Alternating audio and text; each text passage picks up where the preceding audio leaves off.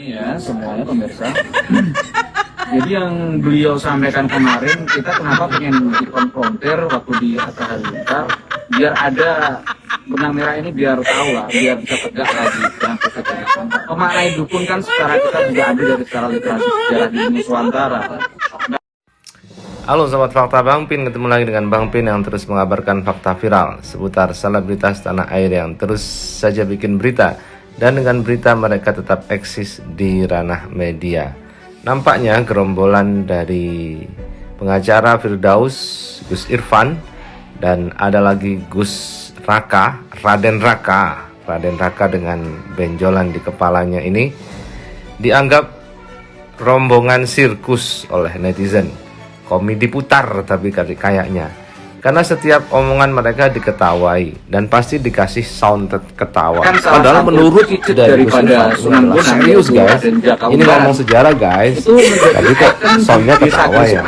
Jadi netizen menganggap mereka jadi, ini kalau dari secara kamus bahasa kali ya, kita ulangi lagi bahwa tahun 1000 yang beliau sampaikan kemarin, kita kenapa pengen dikonfrontir waktu di Atta Halilintar, biar ada benang merah ini biar tahu lah, biar bisa tegak lagi. Memaknai dukun kan secara kita juga ada dari secara literasi sejarah di Nusantara. Bahkan salah satu cicit daripada Sunan Bonang, yaitu Raden Jaka Umbaran, itu menjadi ikon di desa Gresik, namanya desa dukun. Jadi kalau dari secara kamus bahasa, kita ulangi lagi bahwa tahun 1701 di dalam kamus Inggris Melayu, itu kata dukun oleh Thomas Worley itu dimaknai sebagai pengobat dan saintis. Nah begitulah guys. Jadi Thomas Worley selalu digadang-gadang oleh Gus Irfan. Sumber sejarahnya dari Thomas Worley, bahwa kata dukun itu adalah sejarahnya adalah saintis dan juga pengobatan atau dokter. Kemudian berubah maknanya seiring perjalanan waktu. Tapi itu menjadi bukan fokus dari netizen. Yang difokus adalah ketawanya, yang difokus adalah tindakan mereka, yang difokus adalah ini guys, Mas Raka ini kenapa kok jadi ganjen. Lihat, kita lihat saat Mas Raka membenarkan rambutnya, ces, ganjen amat kan. Amat aja gak ganjen guys, tapi Mas Raka kok lihat, saat merapikan rambutnya seperti perawan yang sedang merapikan rambut panjangnya yang terurai sambil sedikit merem dan memejamkan mata. Mas Raka jadi cantik kalau begini. Sendu, lugu, dan kemayu guys. Setuju nggak nih?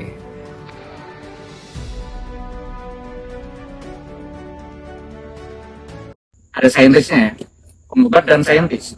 Lalu sejak tahun 1900-an, sejak adanya politik etis Belanda, politik balas budi setelah tanah paksa, setelah pasca perang Diponegoro, Kiai Suwuk segala macam, itu orang Jawa manggilnya Kiai Dukun biasa. Di kampung-kampung di Jawa itu kalau Kiai yang nyuwuk, Kiai yang bisa nyuwuk dipanggil Kiai Dukun. Itu udah jadi budaya, udah lumrah gitu. Kita juga nggak tersinggung walaupun orang Wahabi juga memanggil kita Kiai Dukun gitu. Emang kalau sejarah itu kan ada. Sampai 1900 kata dukun itu dipersempit maknanya, bahkan dipeyorasi, dipergunakan sebagai dalam tanda kutip hanya unsur klenik, tapi klenik yang negatif.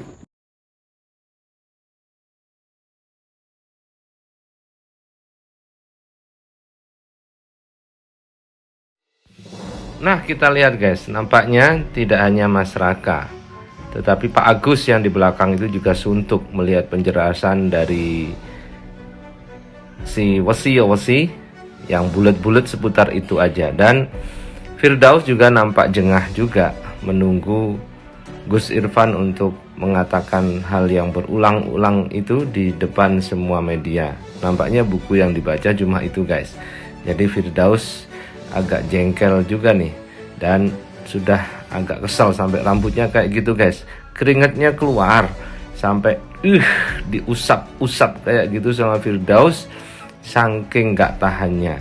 Dan sampai tisunya ini akhirnya juga tidak mampu menampung keringat Firdaus, tetapi dia tetap menjaga penampilan rambutnya agar jangan sampai kelihatan jelek di depan kamera. Sementara Gus Irfan makin serius, makin bicara sejarah, makin tidak tertahan omongannya soal politik etis, peorasi Thomas Bowell. Tetapi si Firdaus, nah kita lihat mulutnya sudah nampak nggak percaya nih. Dan ya mau bagaimana lagi, dia ngomong ya dengerin aja, kan nggak enak, namanya temen sedang ngobrol. Sementara Gus Raka malah main asik, main HP, asik main HP.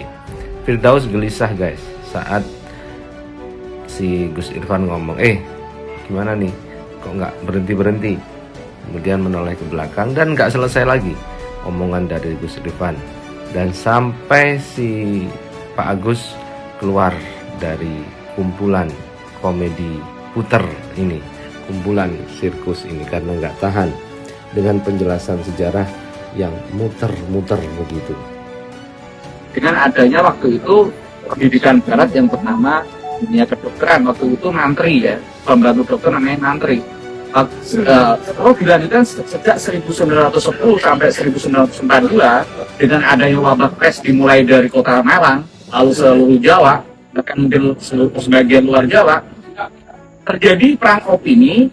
Yang satu mantri itu didukung oleh penjajah Belanda, yang dukung dikuyo-kuyo atau dikriminalisasi, dinistakan.